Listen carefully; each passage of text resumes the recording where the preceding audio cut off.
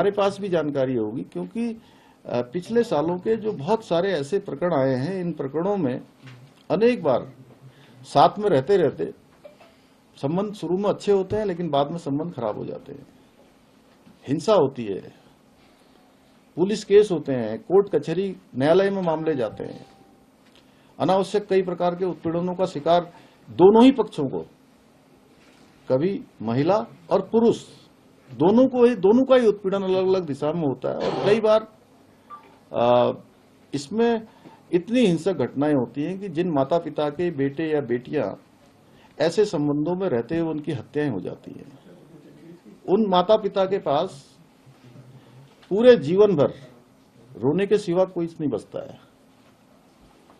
दिल्ली का एक बहुत चर्चित केस 2022 का, श्रद्धा बालकर और आफताब साथ में रहते रहते संबंध खराब हो गए और श्रद्धा के टुकड़े टुकड़े काटकर हैवानियत से आफताब ने उसको 300 लीटर के फ्रिज में टुकड़े बना के डाल दिए और एक एक टुकड़ा करके जंगल में फेंक के आता था। और जो उसका सोशल मीडिया का अकाउंट था, उस सोशल मीडिया के अकाउंट से उसके माता पिता से लगातार कम्युनिकेशन करता था, लगातार बात करता था। बहुत लंबे समय तक पता ही नहीं लगा कि उनकी बेटी अब इस संसार में नहीं है। तो इसलिए हमने प्रावधान किया है कि अब कोई भी इसमें, इसीलिए हमने रजिस्ट्रेशन का प्रावधान किया, इसीलिए हमने जानकारी का प्रावधान किया, उनके माता पिता को जानकारी हो, प्रशासन के पास जानकारी हो कि कोई भी आफताब जैसा हैवान अब किसी बिटिया श्रद्धा के साथ इस प्रकार का कुकृत्य न कर पाए, इस प्रकार का अपराध न कर पाए।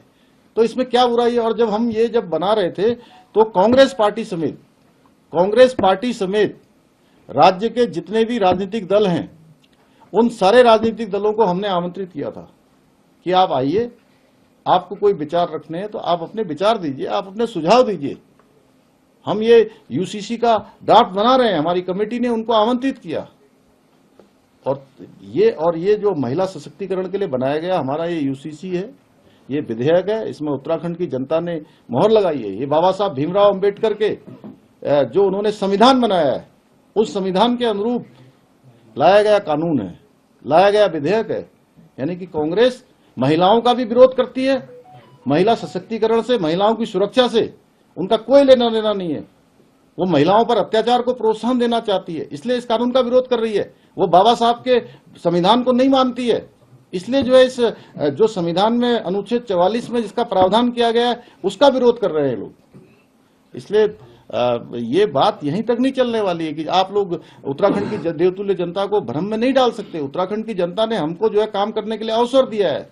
उत्तराखंड के इतिहास में पहली बार उन्होंने एक परिपाटी बदली है, एक मिथक तोड़ा है और लगातार किसी सरकार को दूसरी बार काम करने का अवसर प्रदान किया है। और इसमें जो हम यूसीसी लाए हैं, ये उत्तराखंड की जनता ने उस पर मैंडेट दिया है हमको। अगर मेरे से कोई पूछे कि इस यूसीसी का श्रेय किसको दिया जाता है, तो मैं कहूंगा यूसीसी का श्रेय देवभूमि उत्तराखंड की जनता को दिया जाता है, जिसने हमारे संकल्प को सिद्धि तक पहुंचाने का काम किया। अगर हमने उनके सामने संकल्प रखा था, जब हम चुनाव में जा रहे थे, तो हमने कहा कि भाई हमारा ये संकल्प है, हम सरकार में आएंगे तो सबसे पहले हम यूसीसी लागू करेंगे। तो उत्तराखंड की जनता ने इसके लिए आशीर्वाद दिया है। मैं समझता हूं कि, और इसके साथ साथ एक भ्रम और फैलाने का काम हो रहा है कि जी कोई बाहर से आकर कोई अगर शादी कर लेगा, लड़का या लड़की, तो वो उत्तराखंड का निवासी हो जाएगा। उत्तराखंड का स्थायी निवास क्या बोलते हैं, उसको मूल निवास मिल जाएगा। ये सब भ्रम है भाई। ये केवल यूसीसी के तहत जो प्रावधान किए गए हैं। न्यूज नेशन अब व्हाट्सएप पर खबरों की ताजा अपडेट के लिए न्यूज नेशन के इस क्यूआर कोड को स्कैन करें